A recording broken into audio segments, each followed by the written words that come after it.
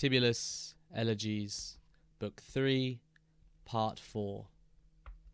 May the gods bring better things, and those dreams not be true, which a sleep of the worst brought me last night. Away, unreal visions, and turn aside your falsehood. Cease wanting to find faith in us. The gods give true warnings, news of our coming lot. Tuscan men give true warnings, testing entrails.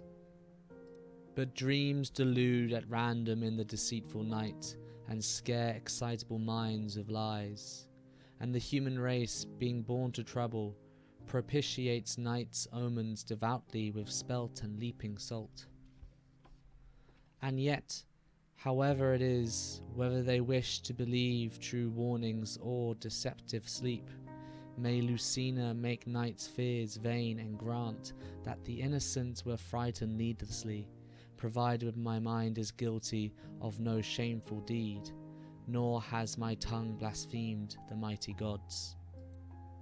Night, in black four-horse chariot measuring ether's world, had already washed its wheels in the blue stream, but sleep, who restores afflicted minds, had not put me to rest. He fails before homes in trouble. At last, when from his rising top Phoebus looked forth, late slumber pressed my tired eyes shut. Then a young man, his brow with chaste bay garlanded, seemed in my dream to set foot in our dwelling. No former generation, no human household now sees anything more beautiful than him. Down the long neck unshorn the hair was flowing. Myrrh-scented tresses dripped Syrian dew. Such was his whiteness as Leto's daughter the moon displays, and rose-red the colour on his snowy body. As a virgin, first escorted to her youthful husband, blushing dyes her tender cheeks, and, as when girls twine amaranthus with white lilies, and pale apples redden in autumn. The hem of a long mantle seemed to tease his ankles, for this was the garment of his glowing body, a work of rare art, gleaming with tortoiseshell and gold, hung on his left side, a tuneful lyre.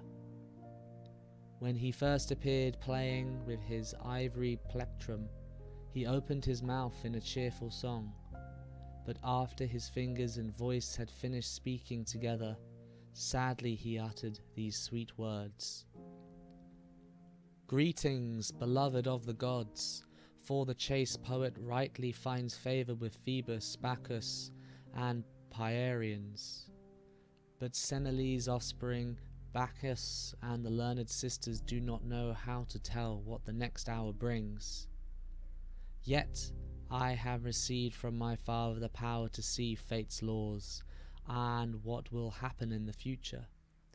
Wherefore accept what I as no deceitful seer say, and what I bring on true lips as god of Cynthus. She who is dear to you as neither daughter to mother, nor pretty girl to a man's desire, she for whom you importune the heavenly powers with vows, who does not allow your days to pass serenely, and who, when sleep has wrapped you in his dark mantle, deceives your vanity with nightly imaginings. The lovely Neaera, celebrated in your songs, prefers to be the girl of another man. Her wicked mind is busy with worries other than yours, and a chaste home brings Neaera the bride no joy. Ah, cruel the sex nor faithful the name of woman. Ah, deaf to her who has learnt to deceive her man. But she can be won over, their minds are changeable. Only stretch out your arms with much faith.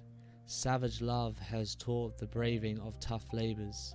Savage love has taught endurance of the lash. That long ago I pastured Admetus's snow-white heifers is no story invented as an idle joke.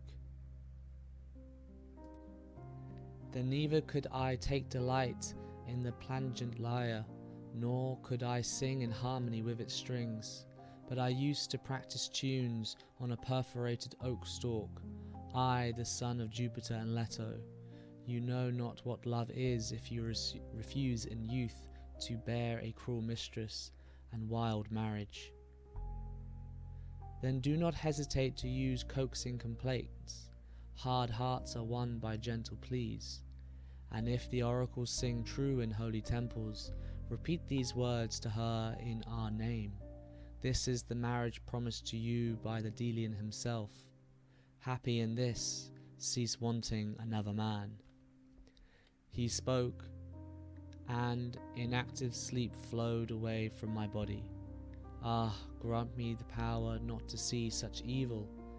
I would not credit you with vows that cancelled vows, or think that guilt so great was in your heart.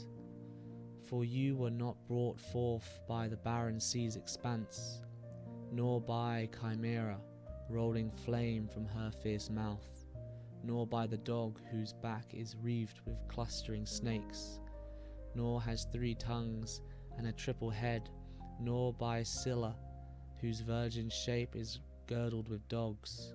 No savage lioness, conceiving, bore you, nor the barbarous land of Scythia or dreaded Syrtis, but a cultured home where cruelty should not dwell, and a mother far beyond all others in gentleness, and a father than whom none is more lovable. God, change these cruel dreams for better, and command the warm south winds to bear them empty away.